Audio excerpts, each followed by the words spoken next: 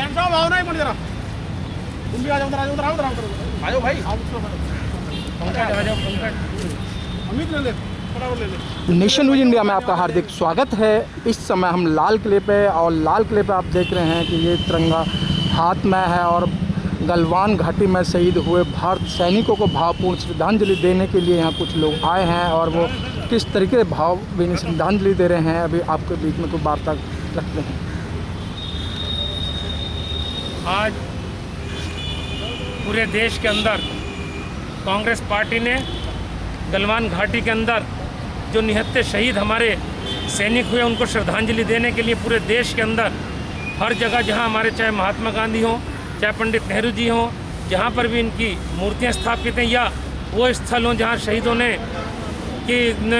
कुर्बानियाँ दी, आज हम लाल किले के ऊपर आन करके उन सभी को श्रद्धांजलि देते हैं। और हम नरेंद्र मोदी जी से ये पूछना चाहते हैं, जानना चाहते हैं कि आखिर क्या कारण रहा जो हमारे शहीद सैनिक, निहत्थे शहीद सैनिक कुर्बान हुए, और ये जानना चाहते हैं कि चीन इस देश के अंदर इतनी दूर तक क्यों घुसपैठ कर चुका है और आगे भी घुसपैठ करता चला जा रहा है। हम कहाँ कमज़ोर हैं, हमें चाहिए कि हम उस कमज़ोरी को, भारत की कमज़ोरी को दूर करें और हम जैसे हमारे बहादुर सैनिक हैं, देश के सैनिक हैं, भारत के सैनिक हैं, वो तमाम सैनिक जो है मजबूत हैं, उनको मजबूती हमने प्रदान करें और वो बड़ी मजबूती के साथ देश की रक्षा करते हैं। लेकिन आज अफसोस हो रहा है कि चाइना हमारे देश के अंदर इतनी तेज़ी के साथ घुसा चला रहा है। देश का हर नागरिक, देश का हर बच्चा, देश का हर नौजवान देश के साथ में, भारत के साथ है और हमें अफसोस के साथ ये कहना पड़ रहा है कि देश के प्रधानमंत्री सब चीज़ों के साथ सीरियस नहीं है, दुख प्रकट नहीं कर पा रहा है। किस कारण से हम इस स्थिति में आए हैं? आज पूरे देश का कांग्रेसी उन्हें श्रद्धांजलि देने के लिए, नमन करने के लिए, और हम उनके परिवारों को खास करके जिन सैनिकों ने शहादत दी, शहीद हुए, उन परिवारों के, चाहे उनकी पत्नी, चाहे उनकी बेटियां, चाहे उनकी बहनें और चाहे उनके पिता माता, उन सभी को सलाम और नतमस्तक करते हैं जिन्होंने इस कुर्बानी देने के बाद में भी अपने उन नौजवान शहीदों को कुर्बानी दी, और हम उन कुर्बानी देने वाले शहीदों को नमन करते हैं। सारा आज चांदनी चौक जिला कांग्रेस कमेटी के हमारे तमाम साथी आए और हर ब्लॉक के अंदर इसी तरीके से श्रद्धांजलि देने के लिए उन शहीदों को इकट्ठा हुए हैं। हमारे ज़िले के अंदर, दिल्ली के हर ब्लॉक के अंदर, हर वार्ड के अंदर इसी तरीके से श्रद्धांजलि चौधरी अनिल कुमार जी जो हमारे प्रदेश अध्यक्ष हैं उनके नेतृत्व में दी जा रही है। और ये पूरे देश के अंदर ही हर गांव, हर कस्बे के अंदर कांग्रेस पार्टी उन्हें नमन करते और श्रद्धांजलि देती है। भारत माता की। क्या नाम है सर आपका? मेरा मोहम्मद उस्मान, अध्यक्ष चांदनी चौक जिला कांग्रेस कमेटी। उस्मान जी कहते हैं कि अकस्मात घटना हुई है, जबकि भारत को ये मालूम था कई महीनों पहले, आज साल की बात करते हैं कि भाई चीना इस तरीके से घुसपैठ कर रहा है, तो ये अकस्मात घटना कैसे हो गई? हमें अफसोस इसी चीज़ का है क्योंकि ये एक देश की वो चीज़ है जिसको हम लोग नहीं कह सकते खुल करके, लेकिन हमारा हक बनता, राइट बनता है प्रधानमंत्री जी से, राजनाथ सिंह जी जो रक्षा मंत्री हैं, कि हमें बताइए हादसा इतना बड़ा कैसे होगा, और वो हमारे जवान, शहीद जवान, निहत्थे, ऐसे हालात में निहत्थे जवानों के ऊपर जो आक्रमण हुआ किस कारण हुआ, जबकि ये इस तरीके से हो नहीं सकता। और हमारे जवान निहत्थे क्यों थे? हम देश के प्रधानमंत्री से, देश के रक्षा मंत्री से जानना चाहते हैं, देश की जनता जानना चाहती है, आवाम जानना चाहती है कि वो निहत्थे क्यों थे। उस्मान जी जिस तरीके से नेता आते हैं, श्रद्धांजलि दे के चले जाते हैं, क्या आपको लगता नहीं है कि जो ये टॉपर लीडर हैं और जब इस तरीके की शपथ ली जाती है, इनके परिवार में से एक सैनिक होना चाहिए?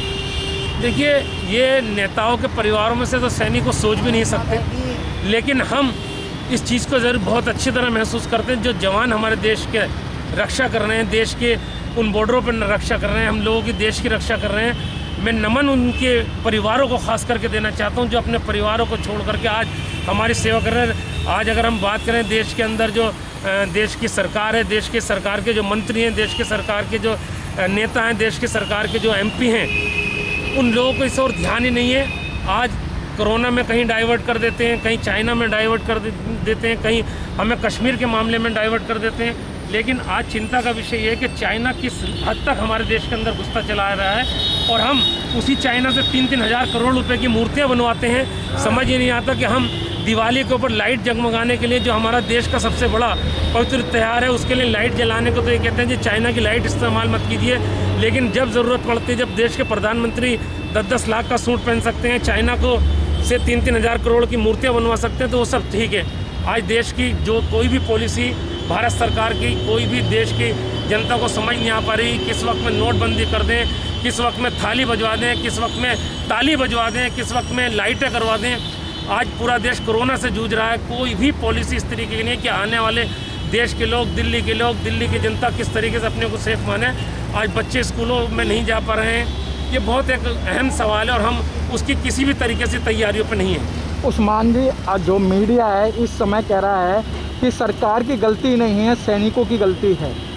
अगर मीडिया सैनिकों की गलती कहता तो इससे अफसोसजनक बात उस मीडिया की हमारे लिए नहीं हो सकती कि हमारे देश के जो शहीद जवान हुए उनको ये कहेगा जी जवानों की गलती किसी भी तरीके से नहीं हो सकती। जो अपना पूरा परिवार, अपना संपूर्ण परिवार छोड़ कर जवानों की गलती नहीं हो सकती। कारण क्या है, किस कारण से ऐसा हुआ, ये जवाबदेही हमारे देश के प्रधानमंत्री और रक्षा मंत्री की बनती है। क्या इस तरीके के मीडिया का बहिष्कार करेंगे आप लोग? बिल्कुल मीडिया का बहिष्कार करेंगे। जो हमारे जवानों की शहादत को मजाक की शक्ल में लें, उनका हम बिल्कुल बहिष्कार करेंगे और हम इस मीडिया को बिल्कुल भी किसी भी तरीके से सम्मानजनक निगाह से कभी भी नहीं देख सकते।